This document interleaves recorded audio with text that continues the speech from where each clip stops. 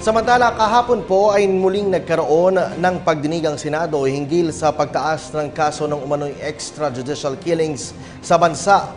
Si Edgar Matobato ng Davao o na nagpakilalang miyembro ng Davao Death Squad ay muling humarap dito. Bagong talagang chairperson naman ng Senate Committee on Justice and Human Rights na si Senador Dick Gordon, pinangunahan ang pagdinig. May ulat si Eunice Monte. Tumagal ng halos 7 oras ang pangalawang pagdinig ng Senado kaugnay ng di umano'y extrajudicial killings na nangyayari sa ating bansa sa ilalim ng Administrasyong Duterte. Sa kauna-unahang pagkakataon, pinangunahan ito ni Senator Dick Gordon, ang bagong chair ng Senate Inquiry, na agad namang nagtanong kay Senator Laila De Lima kung paano nga ba napunta itong si Matobato sa Senado. Ayon kay Senator De Lima, mayroon nga raw isang emissary na kumontak sa kanya noong September 2 at iniharap itong naghihirap na nga raw sa katatago na si Matobato. At doon na nga nagsimula ang lahat ng ito. Humaba rin ang cross-examine ng mga senador sa witness.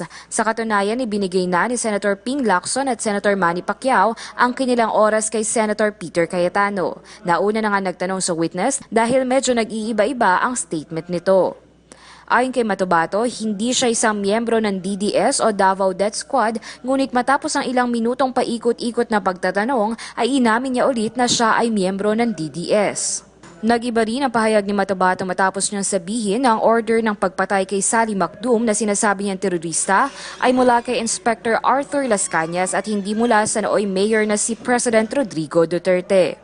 Di rin nagtugma ang pahayag nito na sabihin niya noong inilaslas niya ang leeg ni Macdum na ngayon naman ay ayon sa kanya ay binigti lang nila.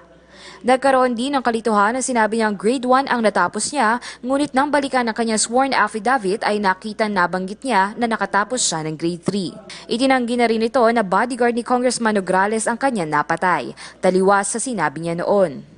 Pinabulaanan rin ni Matobato ang kanyang nauna ng pahayag noon sa unang Senate hearing na nasa 30 katao ang bumaril kay Amisola. Ngunit ngayon sinabi niya na hindi niya na ito alam.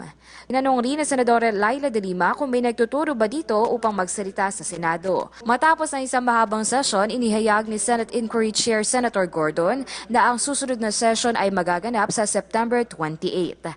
Para sa PTV News, Eunice Monte. Ako po si Cathy San Gabriel. Subscribe na sa PTV YouTube channel. I-click lang po ang subscribe button.